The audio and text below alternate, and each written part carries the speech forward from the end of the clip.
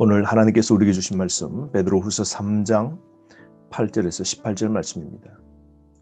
오늘날 세상은 지구의 종말이라든지 재림이라는 단어를 꺼려하고 그걸 믿지도 않습니다. 2000년 전 베드로가 목회하던 당시에도 그랬습니다. 심지어 교회 안에서도 거짓 교사들이 나타나서 종말에 대한 믿음을 깨뜨렸습니다. 그래서 목회자 심정으로 재림에 대해 바른 생각을 갖도록 베드로는 가르칩니다. 8절 보세요. 사랑하는 자들아, 주께는 하루가 천년 같고 천년이 하루 같다는 이 한 가지를 잊지 말라. 먼저 영원하신 하나님이 생각하시는 시간 개념과 사람이 생각하는 것과는 정말 다릅니다. 영혼의 관점에서 보시는 하나님은 천년이 하루밖에 되지 않으십니다. 영원자이신 하나님 앞에 인생이 강건해야 80인데 그 시간도 전밖에 되지 않는 것이죠.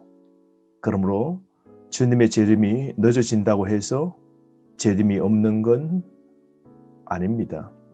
그런데 거짓 교사들이 재림 같은 게 없다고 성도들을 조롱합니다. 미혹하면서 인생을 즐기며 살라고 가르칩니다.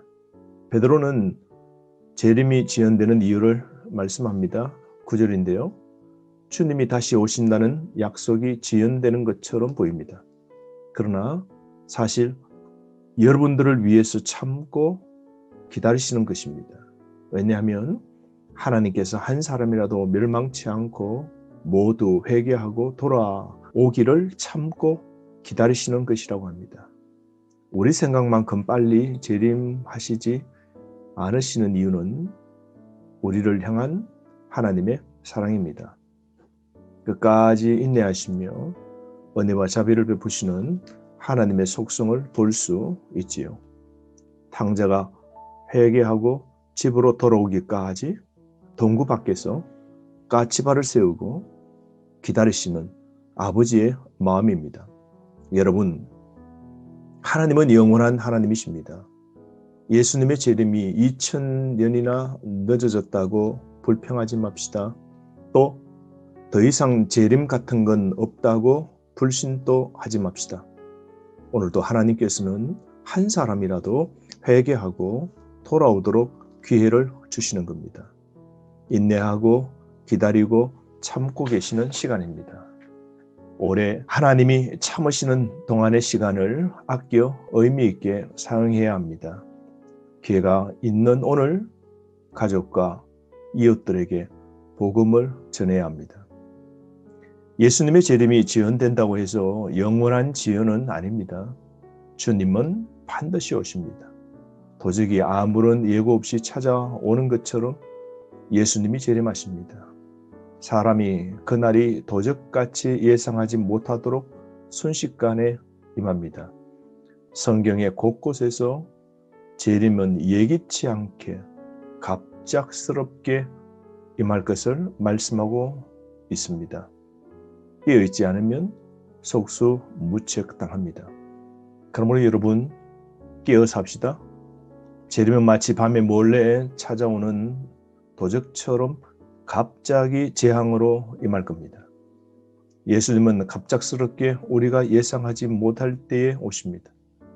낮에도 술 취하여 살듯 타락한 생활을 하며 살다가 순식간에 부끄러움을 당할 겁니다. 깜짝 놀랄 겁니다.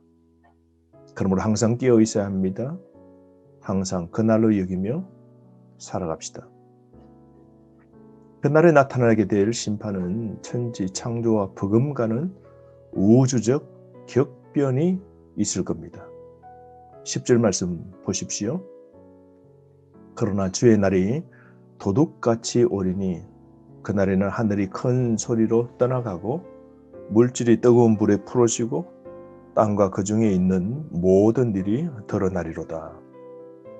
하늘이 불에 타닥타닥 소리를 내며 타는 요란한 큰 소리를 귀로 듣게 될 겁니다.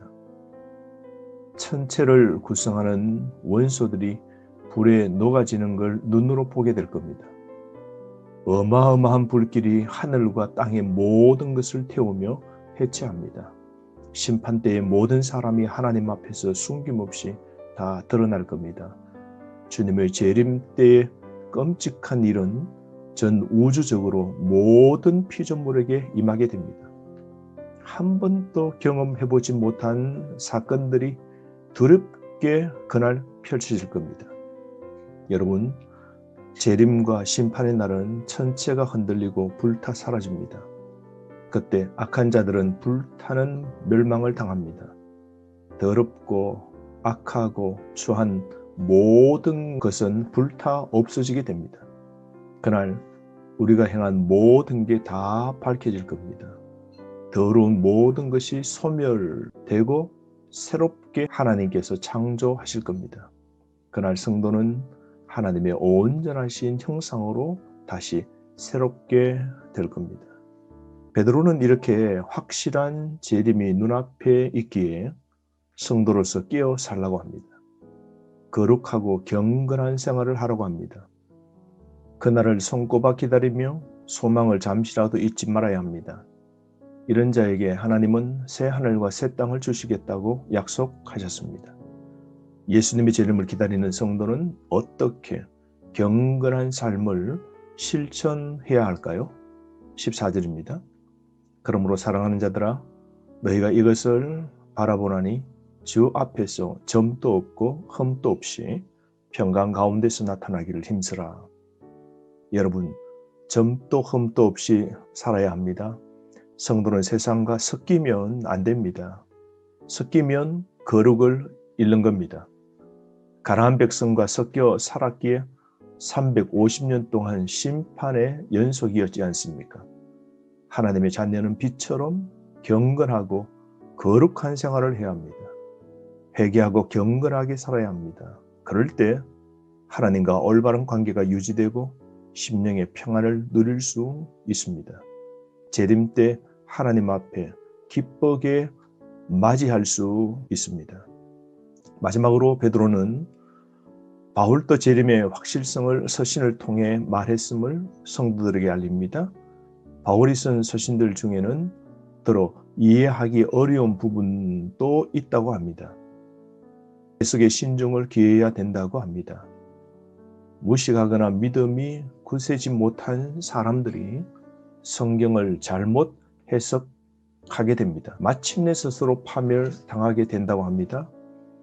이런 사람들은 성도들을 혼란에 빠뜨릴 겁니다.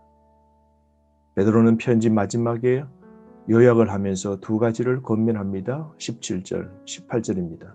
그러므로 사랑하는 자들아, 너희가 이것을 미리 알았은즉 무법한 자들의 미혹에 이끌려 너희가 구센돼서 떨어질까 삼가라. 거짓 선지자들, 조롱하는 자들, 무식한 자들과 구세지 못한 자들, 무법한 자들의 꾀임에 빠지지 말아야 합니다. 유혹에 휩쓸리면 굳건한 믿음에서 떨어지게 되기 때문입니다. 17절은 베드로가 이 편지를 쓴 목적입니다. 거짓 이단들이 신앙을 흔들지만 절대로 구센돼서 떨어지지 말라고 합니다.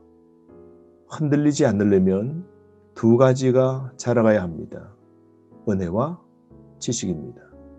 18절입니다. 오직 우리 주 곧 구주 예수 그리스도의 은혜와 그를 아는 지식에서 자라가라. 영광이 이제와 영원한 날까지 그에게 있을지어다. 구주 예수 그리스도의 은혜 그리고 그를 아는 지식이 점점 성장해야 합니다. 예수님을 영접하고 구원받는 건 시작입니다. 거기에서 이제 자라가야 합니다. 아이가 태어났다면 우유를 먹고 자랍니다. 더 성장하면 단단한 밥도 먹습니다. 잘 먹으면 잘 자랍니다. 신앙도 계속 성장해야 합니다. 성장하면 가짜에게 속지 않게 됩니다. 지식과 지혜가 생기고 경륜이 쌓여 장성한 어른이 되면 사기범에게 쉽게 속지 않은 것이죠. 여러분, 신앙생활에 절대 방심하면 안 됩니다. 자칫하면 이단의 사탕 발림에 쉽게 넘어질 수 있습니다. 영적으로 자라지 않으면 흔들려 쓰러집니다. 성도는 계속 성장을 향해 자라가야 합니다. 그래야 어떠한 소리에도 현혹되지 않고 보배롭고 지극히 큰 약속을 붙잡고 살 수 있는 겁니다. 하루 그리스도의 은혜와 예수님을 알아가는 지식에서 자라가도록 성경을 읽고 말씀을 많이 듣고 성경 공부를 배우십시오. 오늘 하루도 깨달은 말씀으로 승리하시기를 바랍니다.